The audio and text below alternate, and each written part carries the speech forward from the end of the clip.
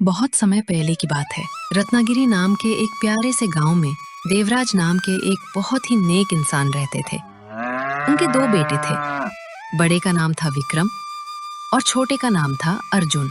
देवराज जी के पास एक सफेद रंग का बूढ़ा बैल था जिसका नाम था नंदी। देवराज जी नंदी को अपने बच्चों की तरह प्यार करते थे, लेकिन किस्मत खराब थी। देवराज जी पिछले कई महीनों से बहुत बीमार थे। वो अपने कमरे में बिस्तर पर ही रहते थे। एक दिन दोपहर का समय था। देवराज जी के कमरे के बाहर बरामदे में विक्रम और दीपा आपस में बात कर रहे थे। सुनो जी, मैं कब से कह रही हूँ इस बैल का कुछ करो। क्या करूं दीपा, पिताजी को उससे बहुत लगाव है, तुम्हें पता है ना। लगाव से पेट नहीं भरता। वो बूढ़ा बैल अब कोई काम नहीं करता, बस खाता है। रोज इतना सारा चारा लगता है उस पर। पैसे पानी की तरह बह रहे हैं। हाँ, बात तो तुम सही कह रही हो। घर का खर्च वैसे ही मुश्किल से चल रहा है, ऊपर से पिताजी की दवाई का खर्चा भी दिनों दिन बढ़ता जा रहा है। बस अब बहाने मत बनाओ। पिताजी वैसे भी अब बस कुछ दिनों के मेहमान लगते हैं। उनके जाने के बाद तो हमें ही सब कुछ संभालना है।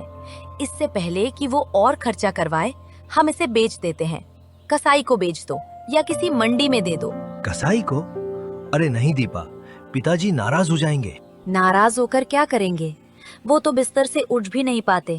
तुम चिंता मत करो, मैं संभाल लूंगी। आज ही पिताजी से बात करो और इस नंदी को घर से बाहर निकालो। ये बेकार है, एकदम बेकार। विक्रम अपनी पत्नी की बातों में आ गया।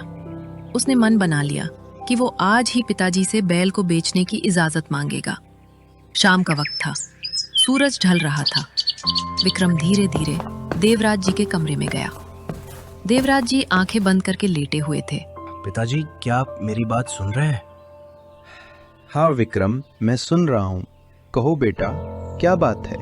तुम परेशान लग रहे हो। पिताजी, मैं नंदी के बारे में बात करने आया था। नंदी? मेरा प्यारा नंदी, वो ठीक है ना? उसे चारा दिया तुमने? जी पिताजी, वो ठीक है। लेकिन पिताजी, अब वो बूढ़ा हो गया है, कोई काम नहीं करता, बस खाता रहता है। घर की हालत भी ठीक नहीं है, हम उसका खर्च नहीं उठा पा रहे हैं। खर्च? विक्रम, तुम ये सब दीपा के कहने पर बोल रहे हो ना?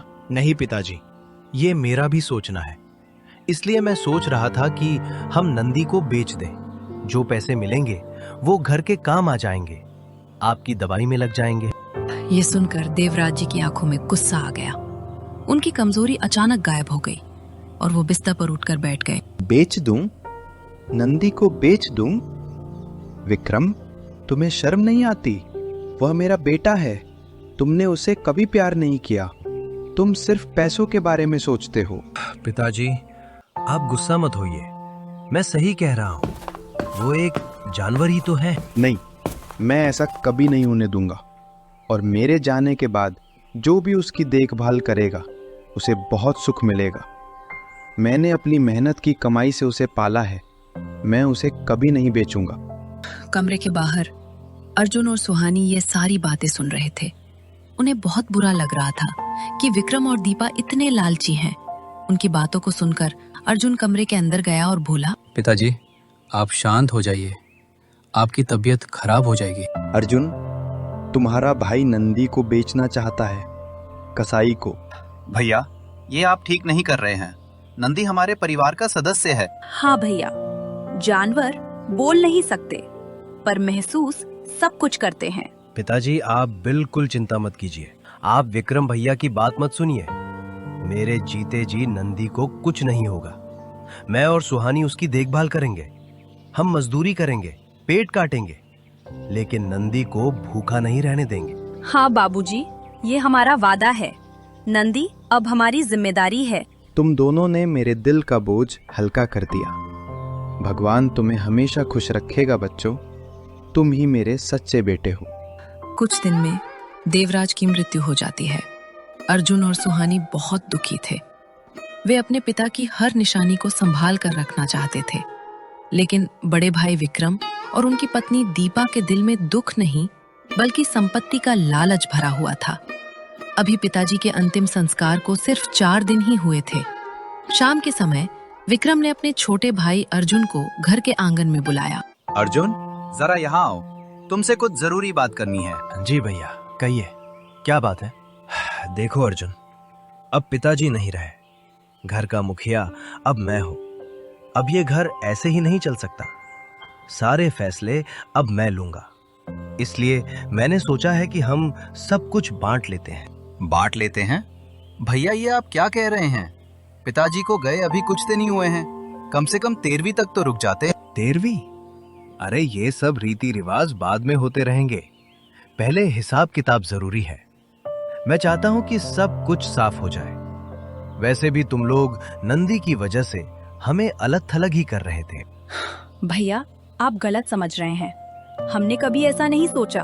हम तो बस पिताजी का कहा मान रहे थे। बस बस सुहानी, ज्यादा नाटक मत करो। हमें पता है तुम कितनी शरीफ हो। तुम्हारे पति को तो बस नंदी की सेवा करनी है, खेती बाड़ी नहीं।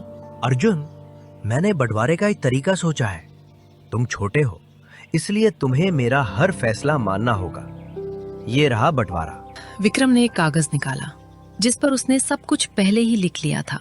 उसने जानबूझकर हर चीज के 2 हिस्से किए, लेकिन दोनों हिस्सों में जमीन आसमान का फर्क था। ध्यान से सुनो, मैं क्या बांट रहा हूं। घर के अंदर का पूरा हिस्सा, कमरे, रसोई, सब कुछ मेरा। बाहर का बरामदा और घर की बाहरी दीवार के पास की कच्ची जमीन, वो सब तुम्हारा। बाहर का हिस्सा? भैया, हम रहेंगे कहाँ? ये तुम्हारी दिक्कत है।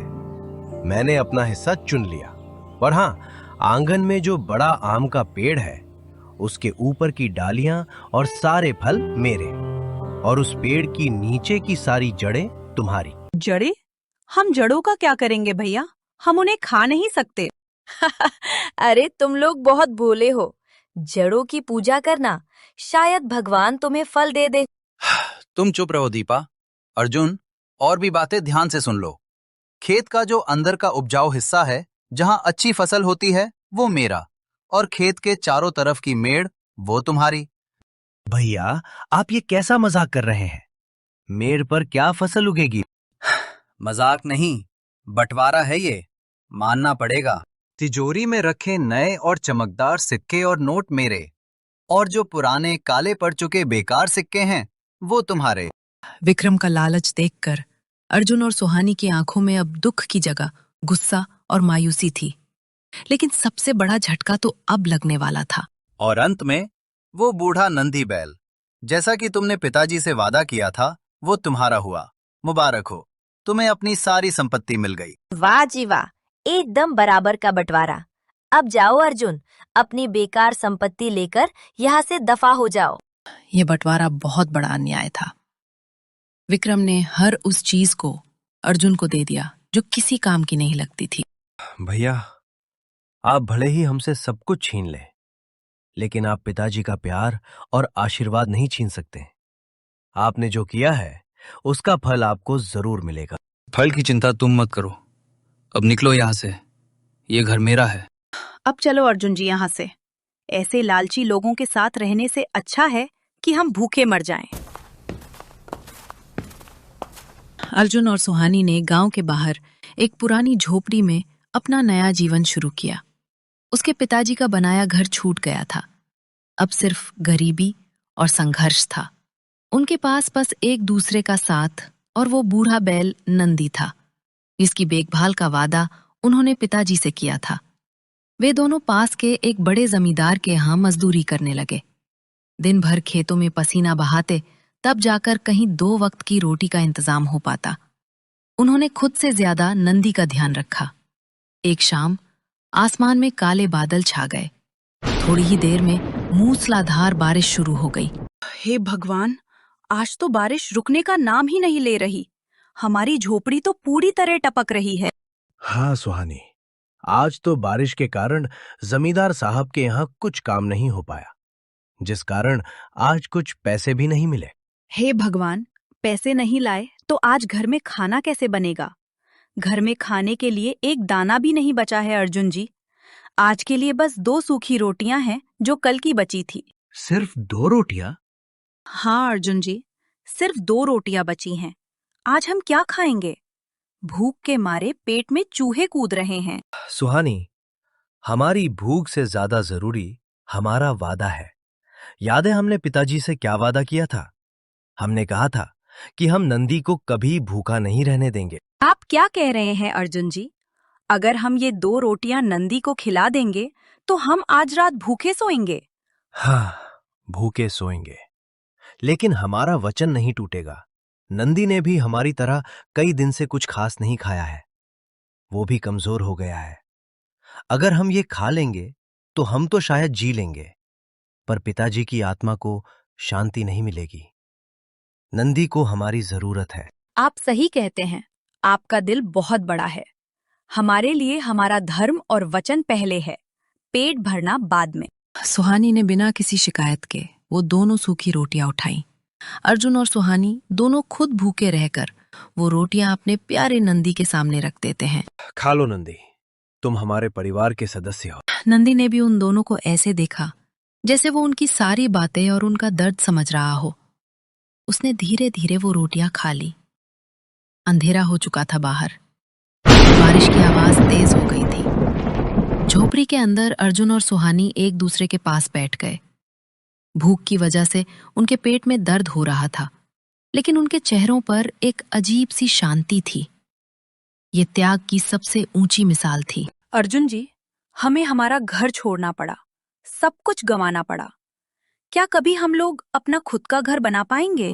मुझे नहीं पता सुहानी, लेकिन जब तक हमारे इरादे नेक हैं, भगवान हमारी मदद जरूर करेंगे। सब्र रखो। अर्जुन और सुहानी भूखे पेट ही बात करते करते सो जाते हैं। आधी रात के सन्नाटे में अचानक झोपड़ी के बाहर एक बहुत तेज दिव्य रोशनी चमकने लगी।